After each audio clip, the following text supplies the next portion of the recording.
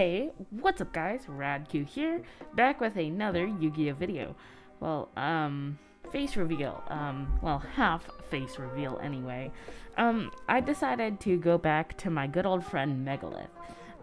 By far one of my favorite decks ever. So as you might be able to tell by the thumbnail and by me doing a face reveal, I'm kind of doing a change for my channel. I figured that at this point, my system isn't working as well as it should be, so I am doing a complete overrun, and I'm changing it up a little bit. So, from now on, hopefully, I'll put the face cam in, and the thumbnail should look a bit better. But I'm definitely going to change up the style of my video as well. So, today is going to be an update to Megalith. Now, I just wanted to do this deck for this video just because of the fact that I just love this deck so much. It is by far one of my favorite rogue decks, and it's got the ability to set up some of the most crazy boards, literally just by setting up a rank 4. And this deck can do it so easily, too. So without further ado, let's jump right into the video. Starting off, I played 3 copies of Megalith Full. It's a pretty standard Megalith list. Full, by far the best combo piece. Easily searchable with cards like Unformed and Ophiel. So, it's really easy to get out on the field. And it's able to ritual summon from the deck, which is definitely really, really good. 3 copies of Full, a definite 3 of. I played 3 copies of Ophiel. This card searches everything in the deck. I'm just going to blaze through this so that we can go over to the playtesting. I played 3 copies of Hag. Haggith searches Megalith Unformed, because I don't play the field spell. But Megalith Unformed is by far one of the most insane cards in the deck. I played 3 copies of Megalith Bethor. This card has easy board nuking abilities, on top of the fact that all the big ones are able to act as ritual spells for the smaller ones, which is really, really good. I play 2 copies of Eritron and 2 copies of Phaleg. Some people will only play 1 Eritron and 1 Phaleg, which is completely wrong, because you need to draw into your Megalith spells, because they are by far the most important thing. These things are by far the most important cards in the deck, just because of the utility that they grant you. So I played 2 Eritron and 2 Phaleg because I found that this was the right ratio. You want to max out on Bethor because it's the best one, but these 2 are fine as 2-ofs. And then rounding off the Megaliths, I played 1 copy of Megalith Auk. Normally you wouldn't play this, but it's an easy way of going into Magician of Black Chaos Max. And in some of the combos I'll show you later, it's just really cool.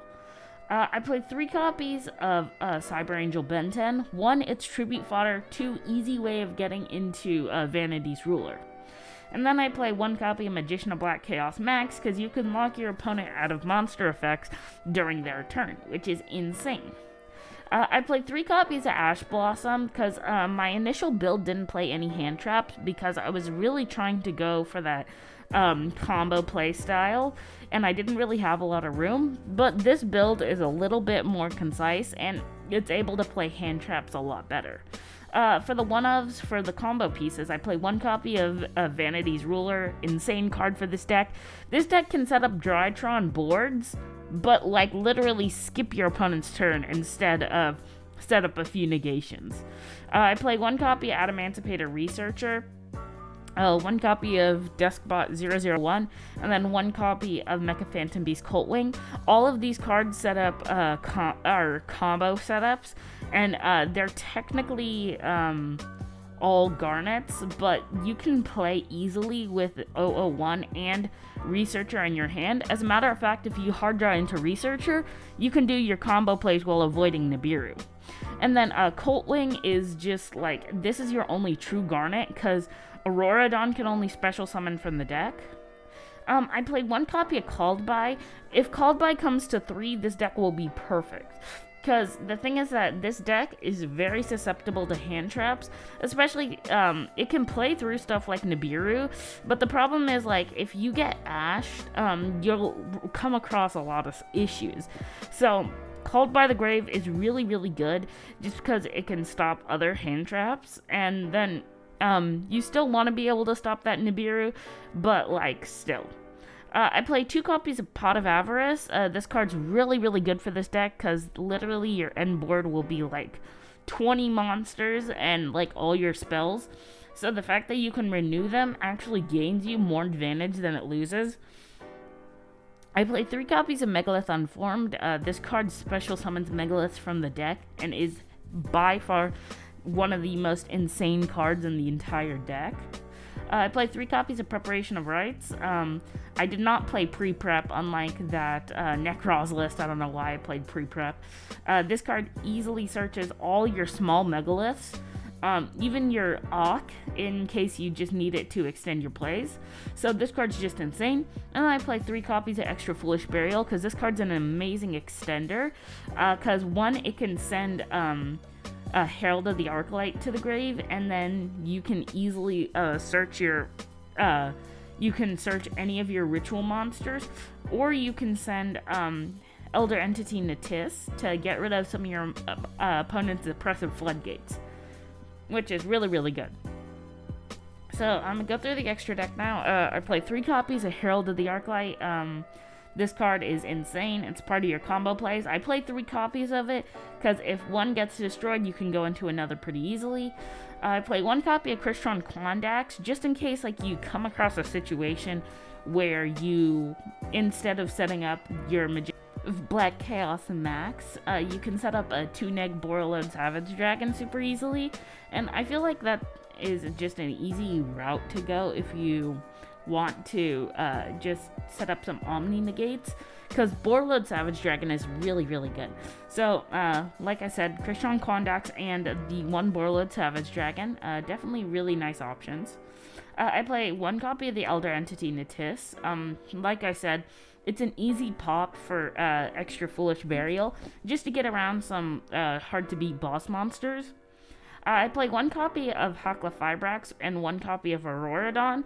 These cards are absolutely mandatory for this deck, and since Halka got a reprint, this deck is hyper budget. The most expensive card in the deck is the Adamancipator Researcher, which is sitting at about $20 to $15, which is not bad considering that all the cards are literally pennies each, and some of the more spicy options you could literally just cut. So Hulk and Auroradon, some of the most important cards in the deck for the combo. I play 1 copy of Access Code. You can cut this easily. A great OTK maker. I play 2 copies of Gallant Granite. This card literally searches your entire deck, on top of the fact that it's important for setting up combo plays with that Emancipator Researcher. I play 1 copy of Abyss Dweller. This card is a great card for end boards. Sometimes your end board could be anything from like a Borreload Savage Dragon, a Vanity's Ruler, and a Borreload with 2 negates, or it could be a Magician of Black Chaos on your opponent's turn, Vanity's Ruler, and an Abyss Dweller. But that is also why I put in the 1 copy of Baguska, just because it's a very good floodgate that can just stop your opponent in its tracks, and it's a great way of stalling out. Like, this deck end board is made to shut down monsters a lot, and I did find that there were some issues in playtesting with the fact that it would shut down monsters, but it wouldn't be able to shut down spells and traps, but it's still pretty good. I play the Utopia the Lightning package just because it's actually a really nice option for OTKs. But yeah, that is it for the deck. Let's go over straight to the combos. Okay, so here's a basic Megalith test hand. So it seems like we didn't get the best of hands based off of the look, because like you'd want some of the spells and stuff, but this is actually like really, really broken. So we can send Bethor to the grave to trigger its effect, and tribute the Benten to special summon the Hagath. Now we can use the effect of Hagath and Benten. Hag is going to search the Unformed, and Benten is going to search another Benten. Then we can use the effect of Aeratron to use the Hagath to special summon the Full. Then we can use the effect of Full to add back the Haggith to hand. Then its level becomes level 4. Then we can use the effect of Full again, sending the Ben 10 to special summon Megalith Ophiel from deck. Now we can use both the effect of Ophiel and the effect of Ben 10. So you can search yet another Ben 10, and you can search the final one that you haven't used yet, your Phaleg. Now you can overlay into the Gallon Granite, use the effect of Granite to detach, either one works, to search the Adamancipator Researcher. Now this part of the combo is a bit fragile because it's susceptible to Nibiru, and the recovery is going to be hard, but we have a good hand here that we can easily recover from a Nibiru, but it's going to be a weaker end board. So from here we're going to go into Hakufibrax. Effect of Hulk to special summon the 001 from the deck. And then, again, like I said, this part of the combo is very fragile and susceptible to Nibiru, but most people aren't main decking Nibiru, so you should have a decent game 1, and then just be able to, if you go second, you have other combo plays that you can do, mainly the access code and the play with the Utopia, so you don't even need to go into that 5 summons. From here, you're going to special summon the 001. You can use them both to go into this Herald. Use the effect of Auroradon. Remove these two to special summon the Coltwing from the deck. So, special summon Coltwing. Then you get to summon 2 tokens. And since 2 were special summoned at the same time, 001 triggers, special summoning it back. Now, you can use these to either go into a Quandax or another Herald. I personally will go into another Herald because it actually sets up better plays. So I'm going into another Herald. And what will happen if you go into the Quandax is that you set up another tuner, and you can go into a Borload Savage Dragon, and then from there I can show you 2 different routes of the combo. But for now, I will show you this one. So then, since we actually have a really good hand, we can use the effect of Unformed, tributing both of the Heralds, which might seem weird, but I'll explain in a second. Special summoning the Ophiel. Now you get to use the effect of all of them. Ophiel can search this to hand. Herald can search this to hand. And then you can literally search anything, like a full for follow-up. That's insane. So from here, you can use the effect of Phaleg to special summon like literally anything from your hand at this point. I'm going to use the effect of Phaleg to special summon, use the Ben 10 to special summon the Auk from hand. Then we can use the effect of Ben 10 to search out the Vanity's Ruler. Now you can tribute these 2 to normal summon the Vanity's Ruler. Now your opponent is now blocked from special summoning. And then you can pass turn here. Now on your opponent's turn, during this effect is just insane. Quick effect during the main phase.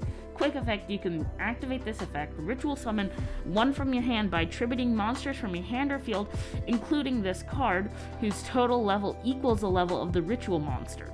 This can summon any ritual monster, which is insane. So during your opponent's turn, let's say standby main, they do anything. You can use the effect of Auk, send these 2 to grave, special summon Magician of Black Chaos. Now they're locked. That's freaking insane. So now they can't use monster effects, and they can't special summon monsters. So that's really good. This is a hard lock on their turn, and then during their turn, you have enough damage to put up some decent boards. Let's see, what do we get on our next draw? Big one, you can use that. Graveyard, special summon full, effect of full. You know the whole shtick. You can add Ophiel to hand, use the effect again to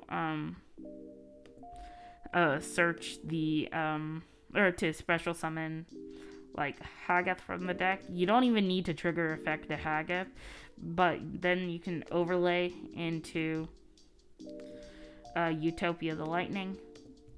Or even you can go into the access code with, so here you set up huge amounts of damage, or you could use the full that you summoned and the Auroradon to go into an access code with 5300 and just attack for game. So this deck can set up easy damage and it's super consistent. Plus, if worse comes to worse and you end up going second game 1, just summon Utopia the Lightning. You avoid Nibiru and you can easily set that up. So that is it for combo 1. So let's say you go back in the combo and then you have or you summon the Quandax. What you're gonna do is you're just gonna summon the Quandax. I'm just gonna ignore the whole stuff. So the thing is that when you do this, you won't be able to go into your Magician because you don't get that last search that you need, but you can easily use these two, go into a Borreload Savage Dragon with 2 negates. So basically, this is the Drytron board. Like, this sets up some negation, and it sets up so that you can protect your Vanity's Ruler, and now you still have enough damage to put it up for your opponent's turn. Because the combo will still be very similar. You'll use the Ben 10 off of or the Herald Surge. Then you can easily go into your combo plays from there, and that's pretty insane. So that is going to be it for the deck pro. So one of the big issues with the deck is the fact that it's very susceptible to hand traps. So I'm kind of hoping Konami gives us Called By to 2 or 3, because there's no reason to hit Called By, like, to begin with. But the fact is that now you have, this deck is pretty consistent all in all. Like, you can go into Gallant Granite, you can easily set up plays, and depending on how many extenders you have, you can easily go into your full combo. But yeah, that's pretty much going to be it for the video. Please like, subscribe, share, comment, let me know what you thought, and let me know if there's anything you would change about the deck. Also, I'd like to know down in the comments what you thought of the thumbnail and what you thought of the face cam. And yeah, that's pretty much it, and I'll see you in the next Yu-Gi-Oh video. Peace, guys.